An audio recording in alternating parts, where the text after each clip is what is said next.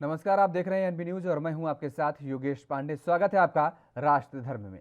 2022 में यूपी के विधानसभा चुनाव हैं और इसी चुनाव को फतह करने के लिए सभी राजनीतिक दल जी जान से मेहनत करने में लग गए हैं। सभी राजनीतिक दल अपने मुताबिक पांसे फेंकने शुरू कर दिए हैं और वर्तमान की बीजेपी सरकार अपने कामों को गिनाने में लगी हुई है और आंकड़ों को बताने में थकती नहीं है। तो वहीं विपक्ष योगी सरकार की कमियों को जन जन तक पहुंचाने में लगी हुई है और यूपी में वर्तमान की योगी सरकार को पूरी तरह से फेल बता रही है। सत्ता पर काबिज होने के लिए किसी भी दल कोई भी अपना मौका भुनाना नहीं छोड़ना चाहता है और कोई भी राजनीतिक दल भुनाने से चूकता भी नहीं है इन मौकों को, वो फिर जनता के हितों के अनुकूल हो या फिर प्रतिकूल हो।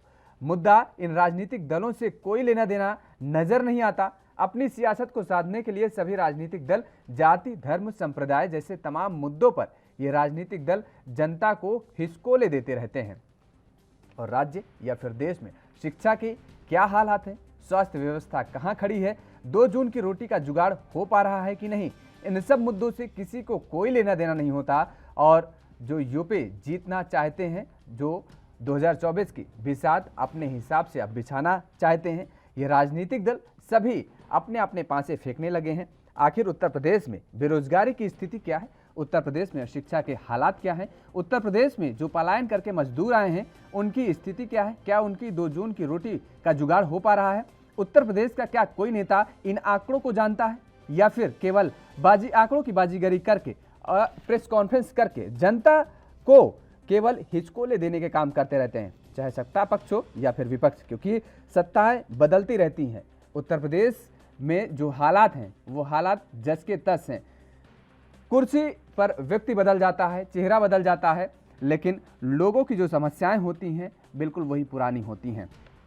उत्तर प्रदेश में बेरोजगारी का आलम क्या है, उत्तर प्रदेश में शिक्षा किस क्षेत्र में खड़ी हुई है, क्या उत्तर प्रदेश के जो प्राथमिक विद्यालय हैं वो खुल पा रहे हैं, जो उत्तर प्रदेश के बच्चे हैं क्या वो स्कूल जाने की स्थिति में है, अगर नहीं है तो उत्तर प्रदेश सरकार की क्या व्यवस्था है, इन पर कोई चर्चा करने के लिए तैयार नहीं है। और विपक्ष भी लगातार जिन मुद्दों को उठाता नजर तो आता है लेकिन सोशल मीडिया पर नजर आता है।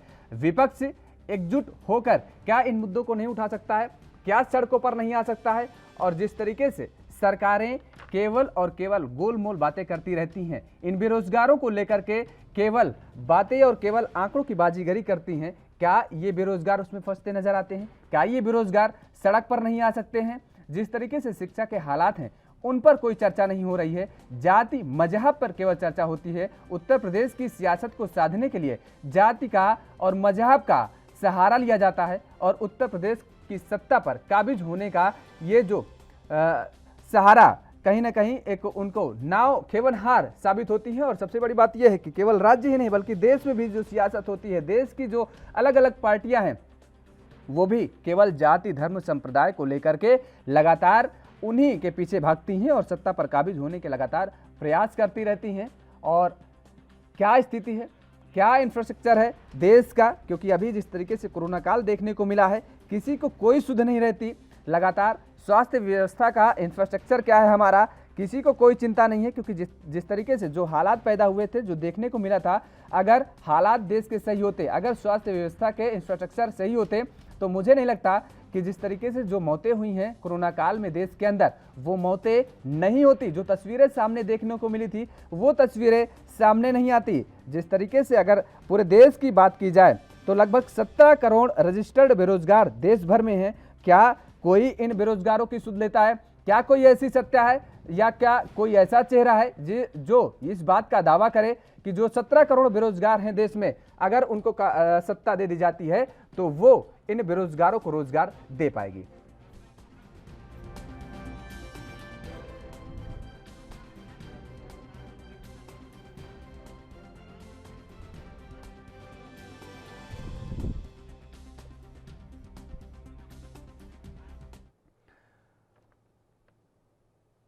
तो सत्ता पर काबिज होने के लिए लगातार राजनीतिक दल केवल जाति, मजहब और धर्म का सहारा लेते हैं और अपने बड़े बड़े दावे और वादे तो करते हैं, लेकिन क्या उन दावे और वादों का जमीनी स्तर पर इम्प्लीमेंट हो पाता है।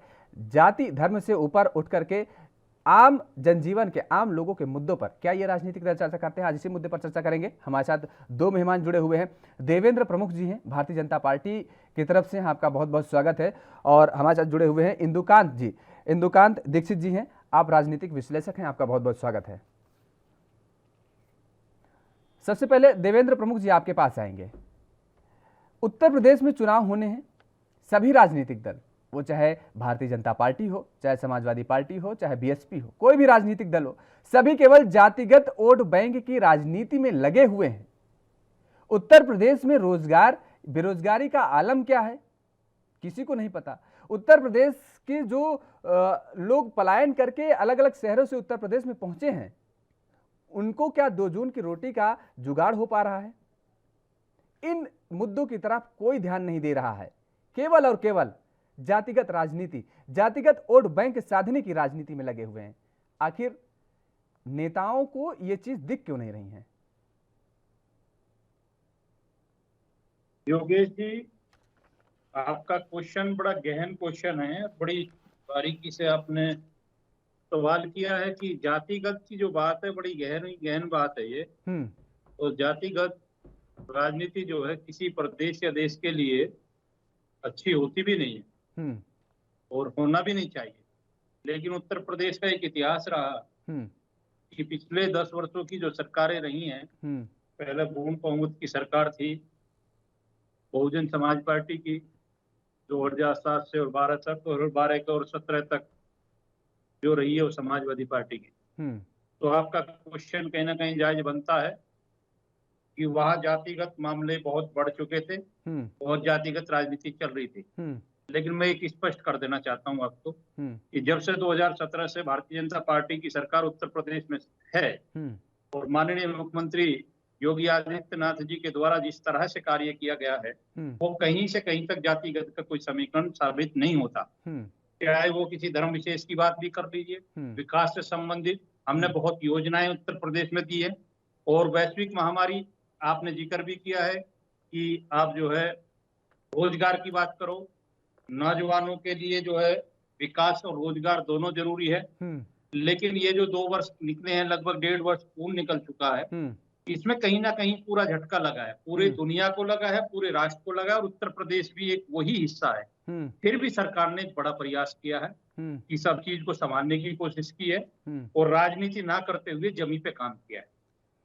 आपने देखा कई जगह कि हमने स्वास्थ्य सेवाएं जो हैं वो देश में आज से नहीं, पिछले 60 वर्षों से लचर थी, बहुत खराब। देवेंद्र प्रमुख जी, कोरोना काल संकट जब से आया है देश में, स्वास्थ्य सेवाओं पे विशेष रूप से कार्य हुआ है और उसी का कारण है कि हमने WHO की रिपोर्ट को नकारते हुए स्वयं को साबित किया है और अपने आप को इस स्थिति में लाकर खड़ा किया है। योगेश जी, जिस स्थिति में विकसित कंट्री खड़े थे। ठीक, देवेंद्र जी, उत्तर प्रदेश में श्रम मंत्रालय द्वारा एक पोर्टल चलता है जिसमें जो बेरोजगार लोग होते हैं, हम हो, आप हो, कोई भी हो, उस पर वो अपना नाम अपना रजिस्टर्ड कर सकते हैं। और ये संख्या जो है इसमें रजिस्ट्रेशन की जो आज तक की है 50 लाख लोग हैं। और ये वो 50 लाख लोग हैं जो लैपटॉप तक पहुंच चुके हैं, जो कंप्यूटर तक पहुंच चुके हैं, जो इंटरनेट तक जुड़ चुके हैं। वो संख्या है ये इन 50 लाखों की। सोचिए कितने ऐसे लोग अभी हैं जो इंटरनेट या कंप्यूटर लैपटॉप से नहीं जुड़ पाए हैं, वो भी बेरोजगार हैं। और ये डिग्री धारक हैं, जो 50 लाख संख्या है ये सब डिग्री धारक हैं। इतनी बड़ी तादाद में आपके सामने रजिस्टर्ड है, आपके पोर्टल में, सरकार के पोर्टल में। आप कह रहे हैं कि सारी स्थिति ठीक है? नहीं, बिल्कुल आपका ये बहुत अच्छा सवाल है, बहुत अच्छा क्वेश्चन आया कि 50 लाख आपने उत्तर प्रदेश का जिक्र किया। लेकिन मैं एक चीज और उत्तर प्रदेश के बारे में यही कहूंगा कि जितनी जरूरत है वो सब जरूरतें पूरी नहीं हो रही। उत्तर प्रदेश छोड़िए, आप पूरे देश में, मैं तो दुनिया की भी बात कर रहा हूँ बार बार। उत्तर प्रदेश का एक सपना जरूर था कि वहाँ स्वस्थ सरकार बनी है, अच्छी सरकार बनी है, कानून व्यवस्था और विकास सबकी जरूरत थी। किसान के सम्मान की भी बात थी, उसकी विकास जो उसका आय है उसको भी बात दुगना करने की भी थी। हमारे कई एजेंडे ऐसे थे जिसमें हमने नुकसान उठाया है। और दूसरा, आपने जो 50 लाख की बात की है, बड़ी बात की है। मैं एक चीज और याद दिलाना चाहूंगा आपको कि उत्तर प्रदेश अपने आप में, योगेश जी, देश का सबसे बड़ा राज्य है और दुनिया का 16वां नंबर आबादी में आता है। अगर आप 24 करोड़ लोगों की बात करेंगे तो 50 लाख किसी भी उससे कंपेयर कर लीजिए। उत्तर प्रदेश की बात यहीं स्थिति आके फंस भयानक है, जाती है जितने सवाल उठते हैं उत्तर देवेंद्र प्रदेश प्रमुख जी, में। बात यहीं आकर के फंस जाती है। जब कोई भी मुद्दा होता है तो बड़ी आबादी वाला राज्य बता दिया जाता है। ठीक है, आएंगे आपके पास, लेकिन एक कमेंट ले लेते हैं इंदुकांत जी से। इंदुकांत जी, क्या जो हालात हैं वो कोई भी सरकारें हों, राजनीति जो कर रही हैं सत्ता पर काबिज होने के लिए केवल और केवल जातिगत समीकरण साधने में लगी रहती हैं। ये दल, राजनीतिक दल ये सोचते हैं कि किस वर्ग से किस नेता को अपने पाले में ले आकर के खड़ा कर दें कि उस वर्ग का वोट बैंक पूरा का पूरा हमारे दल को मिल जाए। क्या गलत कह रहे हैं हम? योगेश जी, आप ठीक कह रहे हैं। लेकिन इसमें मेरी बात, मेरा ये मत था कि देखिए, योगी आदित्यनाथ जी के शासनकाल में इन चीजों में काफी बड़े लेवल पे बदलाव भी आया है। आप देखें, चुनाव जब सामने आ रहा है तो जो मुख्य विपक्षी दल है, चाहे वो आप सपा को ले लें, चाहे कांग्रेस को ले लें, चाहे बसपा को ले लें, चाहे छोटे छोटे और भी दल जो खुद राजभर जी का जो की पार्टी थी, जो खुद योगी आदित्यनाथ जी के साथ शुरू में सत्ता में शामिल थे, और भी देखिए उनका बयान देखिए कि हर जाति के लोगों को मुख्यमंत्री पद का एक बार मौका मिलना चाहिए। आप बताएं, देश और समाज ऐसे चलता है? जो प्रशासन में अच्छा हो, वो जिस भी धर्म से हो, जिस भी जाति का हो, वो मुख्यमंत्री बनेगा, वो प्रधानमंत्री बनेगा। कि अब देश में ऐसा समय आ गया कि ये तय किया जाएगा कि इस प्रोपोर्शन में जातियां हैं तो इस प्रोपोर्शन में इतने काल तक कोई मुख्यमंत्री होगा। इस ढंग की बातें करने वाले लोग आप देखेंगे ज्यादातर विपक्ष में हैं। और जो ध्रुवीकरण वोटों का करने का प्रयास चल रहा है जातिगत आधार पे, चाहे आप ओवैसी जी को ले लीजिए, कि जिस भी राज्य में जाते हैं वो एक धर्म के आधार पर ध्रुवी करने का प्रयास करते हैं कि हम जहां जहां मुस्लिम मतदाता जाता है वहां, और धनके की चोट पे कहते हैं, वहां हम अपने उम्मीदवार खड़ा करेंगे। ये तो जो पीपुल्स रिप्रेजेंटेशन एक्ट है उसकी भावना के खिलाफ है। ये तो जो चुनाव लड़ने की आचार संहिता है उसका सीधा सीधा उल्लंघन है। और मैं ऑन दी अदर हैंड बताऊं कि प्राइम मिनिस्टर नरेंद्र मोदी और योगी आदित्यनाथ के शासनकाल के दौरान खास तौर से देखिए, जिनको सबसे परफॉर्मिंग, सबसे तेज तर्रार मिनिस्टर माना जाता है केंद्र का, नितिन गडकरी जी, उन्होंने तो ऐसा जाल सड़कों का पूरे देश में बिछा दिया। कोई डाउट नहीं है, कोई डाउट नहीं है दुकान जी, बिल्कुल मानते हैं। नितिन गडकरी जी का विभाग जितनी सतर्कता के साथ, जितने उसे संजीदगी के साथ काम करता है, इसकी सभी सराहना करते हैं। लेकिन एक सवाल यहाँ पर आपसे और है इंदुकान जी, जॉब भी मिला है। ठीक है, आपने राजभर का जिक्र किया। राजभर जी कहते हैं कि प्रत्येक वर्ग के लोगों को मुख्यमंत्री पद का दर्जा मिलना चाहिए। आपने उनकी कंपैरिजन कर दी कि ऐसे कैसे बयान आ सकते हैं। अभी हाल ही में जिस तरीके से आप जो मुद्दा पकड़ा हुआ है, आप जानते हैं कि ओबीसी समुदाय को लेकर के लगातार सड़क से लेकर सदन तक आवाज उठ रही है और अब बिल भी पारित हो गया है। आप कह रहे हैं कि केवल विपक्ष कह रहा है। कितनी प्रेस कॉन्फ्रेंस हुई भारतीय जनता पार्टी की तरफ से और कहा गया कि हमने ओबीसी वर्ग को ध्यान में रख करके इतने लोगों को मंत्री पद दिए हैं, इन लोगों को मंत्रिमंडल में जगह दी है केंद्र में। हाल ही का मामला है। उत्तर प्रदेश में आए तो ओबीसी वर्ग के 32% कुर्सियां खाली हुई हैं, पड़ी हुई हैं, जिनमें रिक्त स्थान है, मतलब पद हैं लेकिन वहां पर एम्प्लॉय नहीं बैठे हुए हैं, यानी उनकी भर्ती प्रक्रिया नहीं हुई है। 32%। सोचिए, आप ओबीसी वर्ग को आप आरक्षण दे रहे हैं, ठीक है, अच्छी बात है, लेकिन क्या उस आरक्षण का वो वर्ग लाभ उठा पाएगा? क्योंकि जब आपके पास नौकरियां होंगी ही नहीं तो आप तो केवल एक गोली दे दिए, आपने केवल जाल में फंसाने का काम किया। अब वो वर्ग तो बहुत खुश हो गया कि हमको आरक्षण मिलेगा, लेकिन कैसे मिलेगा? जब आपके पास रोजगार होंगे तब ना, जब आप रोजगार दे पाएंगे तब ना। अगर आपको ये करना है तो आपके ये पद खाली क्यों पड़े हुए हैं सभी डिपार्टमेंट में उत्तर प्रदेश में? 32% का मैंने जिक्र किया है। योगेश जी, मैं यही कहना चाहता हूँ, सवाल हमसे है ना योगेश जी? जी, आप ही से इंदुकान जी। जी, मैं ये कहना चाहता हूँ कि मेरी बात आप ध्यान से, शायद मैं बता नहीं पाया उतना ढंग से। ठीक है, फिर से एक बार आप रिपीट कर दीजिए। मुख्य बात क्या है कि ज्यादातर विपक्षी दल इस मुद्दे को उठा रहे। मेरा ये कहना, देखिए भारत की राजनीति में आजादी के बाद अगर आप आरक्षण की बात करेंगे तो संविधान निर्माताओं ने कहा था कि SC ST कम्युनिटी के लिए सिर्फ 10 वर्ष के लिए आरक्षण की व्यवस्था होगी, और ये कहा गया था कि संविधान में एक ये टेम्पोररी अरेंजमेंट है और आने वाले समय में सरकारें इस ढंग की नीतियां तैयार करेंगी कि ये समस्या खत्म हो जाएगी और देश बराबर के पैमाने पर योग्यता के आधार पर चलेगा और किसी भी ढंग आरक्षण की जरूरत नहीं होगी। ये संविधान में एक अस्थायी प्रोविजन था, लेकिन आपने देखा कि किस तरह से आजादी के बाद लगातार SC ST को कमजोर और गरीब रहने दिया गया, जिससे उसको राजनीति में उपयोग किया जाए और उनके आरक्षण को लगातार 10-10 वर्ष करके अनंत काल तक बढ़ाते गए। अब उसका परिणाम क्या हुआ कि बाकी वर्गों में असंतोष हुआ। तो वर्गों ने क्या कहा कि जब एक वर्ग को आप लगातार आरक्षण दे सकते हैं तो हमारी गरीबी को भी नापिए। उसके बाद OBC का मामला आया, जो आप जानते हैं कि मंडल कमीशन की बात विश्वनाथ प्रताप सिंह की सरकार ने अपनी सरकार को बचाने के लिए उन्होंने मंडल कमीशन लागू किया। अब ये इतिहास की बातें हैं। बिल्कुल ठीक बात कह रहे हैं दुकान जी, सभी राजनीतिक दलों को सोचना चाहिए। विपक्ष का आप जिक्र कह रहे हैं, सत्ता पक्ष को भी इन बारे में सोचना चाहिए। फिलहाल वक्त चला एक छोटे से ब्रेक का, ब्रेक के बाद फौरन हाजिर होते हैं।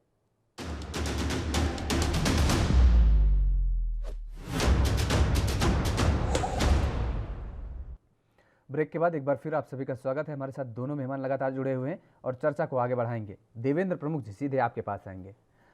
आपने किसानों का जिक्र किया ब्रेक के पहले। किसानों, अभी किसान सम्मान निधि योजना के तहत प्रधानमंत्री नरेंद्र मोदी जी द्वारा किसानों के खाते में 2-2 हज़ार रुपए भेजा गया।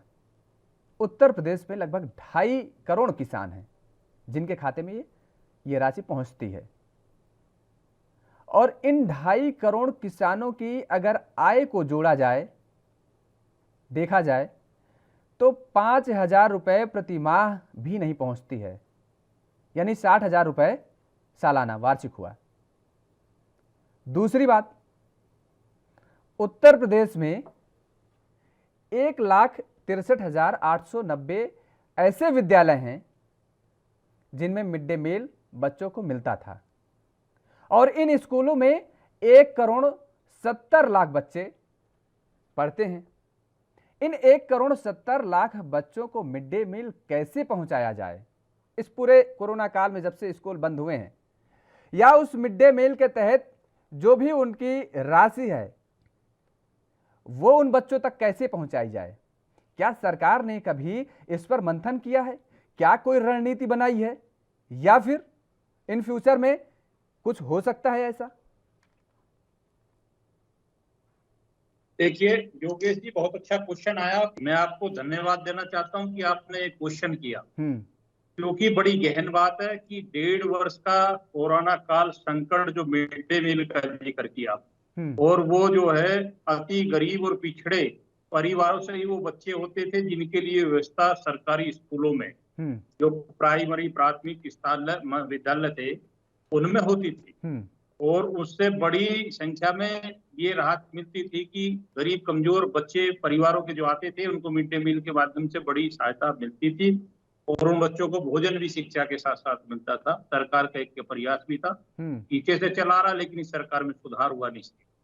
तो मैं एक आपको ये याद दिला देना चाहता हूं कि आपने किसान पर और मिड डे मील पर जिक्र किया। मिड डे मील की जो व्यवस्था हमने जिस तरह से आपने पिछली बार अभी देखा भी है कि माननीय प्रधानमंत्री जी के द्वारा हमने जो है सस्ता गल्ला राशन की जो दुकान है, हर बूथ पर जाकर हमारे कार्यकर्ताओं ने प्रयास किया कि जो हम चावल और गेहूं अनाज फ्री सरकार दे रही है नवंबर तक का, जिसका टाइम है, पिछले लगभग 1.5 वर्षों से लगातार देते आ रहे हैं, वो भी कारण है। वही परिवार उसमें लगभग सब शामिल होते हैं कि उन परिवारों के बीच तक वो बेशक मिड डे मील उन बच्चों तक नहीं गया, लेकिन सरकार ने दूसरे रूप में वो मदद उन परिवारों तक, उन बच्चों तक पहुंचा दी है।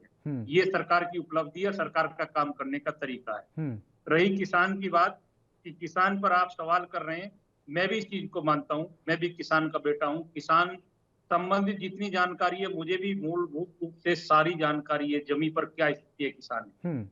और किसान के साथ जो 60 वर्षों से होता रहा था उसमें चेंजिंग करने के लिए, उससे सुधार करने के लिए एक सरकार का प्रयास था योगेश जी, जिसे विपक्ष और कुछ लोग मिलकर घेर रहे हैं। मैंने कई बार अपनी डिबेट्स में जिक्र किया है कि 99 पॉइंट की मैं हर बार बात करता हूँ, कर दिया विपक्ष ने, किसानों ने नहीं। उसमें यही सुधार है कि किसानों की दशा और स्थिति कैसे सुधरे। मंडियों की ये हालत थी कि जो छोटे किसान हैं, जो छोटे किसान जिनका 1 एकड़ से भी कम जमीन जिनके पास है, खेत खलियान है, और वो लोग जो है इस तरह से उसमें कोई इतनी ऐसी फसल नहीं उगा पा रहे थे। और मंडियों की मार ये थी कि उनके पास उनके परिवार से जो अलग कोई भी चीज उपलब्ध करते थे, उसमें गेहूं भी हो सकता है, धान भी हो सकता है, गन्ना भी हो सकता है, उसको वो अच्छे से बेच नहीं पाते। अगर गेहूं की फसल हुई तो मंडियों तक लेते जाते थे, उनके घरों से दलाल खरीद लेते थे, जिसकी कीमत उन्हें मार्केट के हिसाब से भी 700 रुपए 800 रुपए क्विंटल के हिसाब से। लेकिन सरकार उसी प्रयास को कर रही थी कि वो सुधरे कैसे, ये मंडियां खत्म हो, ये मार्केट बने। जो 1 एकड़ का किसान है वो गेहूं से अलग हटकर, धान से अलग हटकर किसी तरह की ऐसी फल फ्रूट से लेकर या सब्जी की खेती उगानी शुरू कर दे तो निश्चित उसकी आमदनी बढ़ेगी। और ये बार बार एलिगेट करते हैं कि आप जो है पहले ही आपने जो है बड़े बड़े वो किसानों के बीच में जो आ रहे हैं, जिन्हें कहते हैं कि कोल्ड स्टोर बना रहे हैं, स्टोरेज बना रहे हैं, किसानों की जमीन पर जो है कब्जा हो जाएगा, कॉन्ट्रैक्ट फार्मिंग के माध्यम से उन्हें वर्ग लाने का काम कर रहे हैं। सरकार ने छोटे और कमजोर किसानों के लिए विशेष रूप से ये कंपनियों को ये कहा था कि कॉन्ट्रैक्ट फार्मिंग आप करिए। जो किसान अपने खेत में 2000 रुपए साल का बीघा का नहीं कमा पा रहा, अगर उसे कंपनी 5000 या 7000 रुपया बीघा भी दे सकती है, अगर वो चाहे तो स्वयं की खेती कर सकता है, उसमें सब्जी फल फ्रूट आदि उगाकर उससे अपने परिवार का पालन पोषण भरण कर सकता है। तो सरकार की बहुत गहरी नीति है, बहुत तरीके से उसको काम किया है, नीति तो लेकिन ठीक है, उसको अमली जामा पहनाने में दिक्कत विपक्ष को आ रही है। विपक्ष देवेंद्र प्रमुख जी गलत करता है, बिल्कुल आपकी बात से मैं सहमत हूं। नीति तो ठीक है, लेकिन सरकार में बैठे लोग, क्योंकि एक व्यक्ति से सब कुछ ठीक नहीं हो सकता है, एक व्यक्ति के ठीक होने से। सरकार में बैठे लोग और जो अधिकारी हैं उनकी मंशा साफ होनी चाहिए, उनकी नियति ठीक होनी चाहिए। मैंने 50 लाख का जिक्र किया कि पोर्टल में 50 लाख पंजीकृत हैं, 50 लोग ऐसे जो डिग्री धारक बेरोजगार हैं, और जो पोर्टल में नहीं रजिस्टर्ड हैं, अगर उनका जिक्र किया जाए तो पूरे उत्तर प्रदेश में 1,30,00,000 युवा ऐसा है जो डिग्री धारक है और बेरोजगार है। 1,30,00,000। 53,000 आंगनबाड़ी में नौकरियों का आपने ऐलान किया, सरकार ने किया उत्तर प्रदेश में, वो लगातार लंबित पड़ी हैं, अभी तक नहीं हुई। आंगनबाड़ी कार्यकर्तियों की अगर औसतन जो उनका वेतन मिलता है वो जोड़ा जाए तो मुझे लगता है 3,500 रुपए लगभग आएगा, क्योंकि सुपरवाइजर को शायद 20,000 मिलता है और उसके बाद जो है 5,000 और 2,500 करके, तो अगर औसत जोड़ा जाए तो 3,500 रुपए आ रहा है। क्या सरकारें कभी सोचती हैं कि उनका परिवार कैसे चलता है, किस तरह? अगर सवाल यहां भी यह भी उठता है कि उनका परिवार का कोई न कोई सदस्य प्राइवेट नौकरी कर रहा होगा या किसानी खेती कर रहा होगा, तो स्थितियां वहां भी इतनी अच्छी नहीं है।